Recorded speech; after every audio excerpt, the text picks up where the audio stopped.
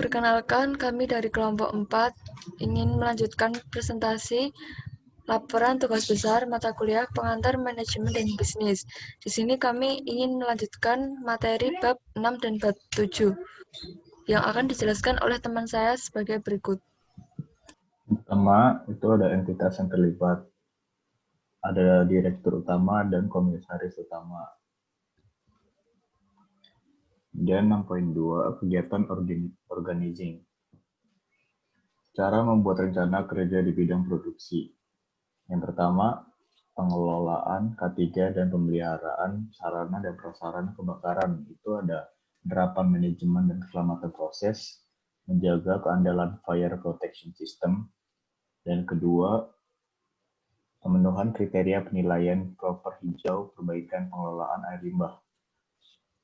Itu ada perbaikan kualitas air limbah dengan pembangunan APFR, melengkapi sarana CEMS, dan melakukan perpanjangan izin pemanfaatan dan pengelolaan LB3 sesuai dengan peraturan.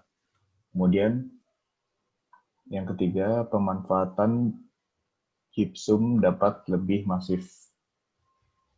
Itu mengajukan izin pengecualian gypsum dan atau izin produk samping gypsum kepada KLHK.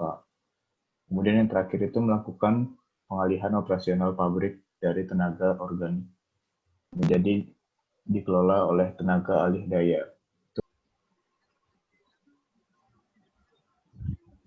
Selanjutnya, cara membuat rencana kerja di bidang penjualan komersil. Yang pertama, perbaikan kualitas dan layanan. FGD bulanan dengan unit terkait, evaluasi daya saing produk dan pembenahan fasilitas penjualan. Yang kedua, konsistensi kualitas produk. Memperbaiki kualitas katan dan petrokas, khususnya terkait kadar air dan kemasan. Dan yang ketiga, ada pemasaran produk baru.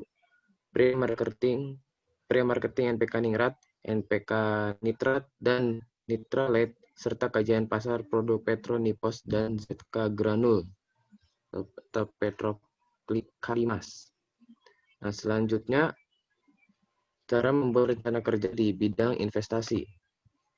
Yang pertama, memilih proses produksi soda as yang dapat memanfaatkan by-product existing. Contohnya pembangunan pabrik soda as. Yang keempat ada cara membuat rencana kerja di bidang keuangan. Yang pertama ada menciptakan iklim yang kompetitif di antara kreditur atau perbankan. Contohnya ada mengoptimalkan renegosiasi tarif bunga melalui fasilitas kredit bersama PI Group. Yang kedua ada tagihan subsidi tahun berjalan dapat terbayar tepat waktu. Contohnya ada melakukan penagihan subsidi tahun berjalan secara optimal. Yang ketiga ada mengupayakan seluruh transaksi memiliki kepastian bayar. Contohnya ada melakukan review atas penerbitan SKBDN. Kemudian yang E ada cara membuat rencana anggaran keuangan. Setiap anggota direksi berkewajiban melakukan pengendalian keuangan yang berada di bawah tanggung jawabnya masing-masing. Kemudian direktur utama bersama-sama direktur keuangan bertanggung jawab atas semua masalah keuangan atau perbuatan hukum yang berkaitan dengan masalah pengelolaan keuangan perusahaan. Setiap anggota direksi berkewajiban menyusun rencana kerja dan anggaran perusahaan yang berkaitan dengan organisasi yang berada di bawah pembinaannya. Rencana kerja dan anggaran perusahaan dianggap sah untuk dijalankan apabila telah mendapat persetujuan Dewan Komisaris. Kemudian, setiap anggota direksi berkewajiban memberikan laporan bulanan mengenai realisasi anggaran yang berada di bawah tanggung jawabnya. Direktur keuangan bertanggung jawab atas pengelolaan sumber daya perusahaan yang berkaitan langsung dengan bidang akuntansi dan keuangan. Yang terakhir ada direksi membuat laporan tahunan perusahaan.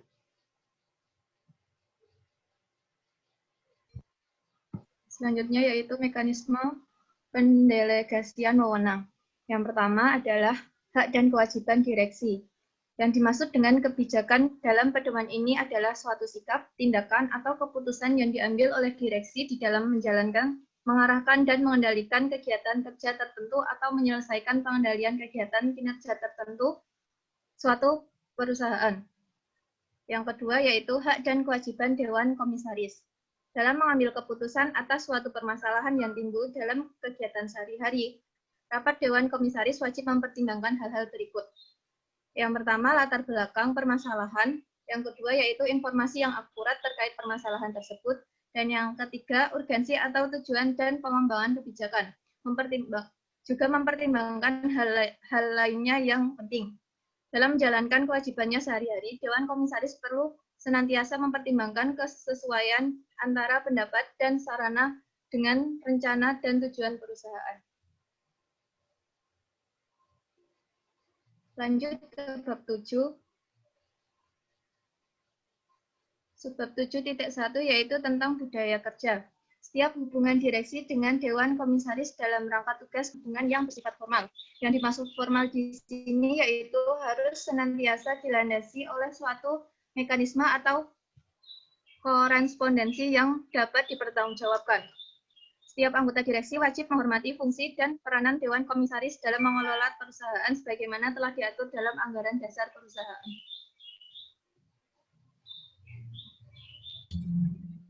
Kemudian ada kepemimpinan dan koordinasi. Yang pertama, membuat orang lain melaksanakan tugasnya. Yang kedua, mendorong dan memotivasi bawahannya. Yang ketiga, menciptakan suasana pekerjaan yang kondusif. Yang keempat, ada menumbuhkan disiplin kerja. Dan yang terakhir, mengatur sistem kerja dan mengkoordinir karyawan. Dapat disimpulkan bahwa di PT Petrokimia Gresik ini gaya kepemimpinannya menerapkan budaya inovatif. Budaya inovatif tersebut untuk menciptakan pengetahuan baru yang difokuskan pada pengembangan komersial dan untuk mendapatkan solusi yang layak. Kemudian ada Miracle Booster.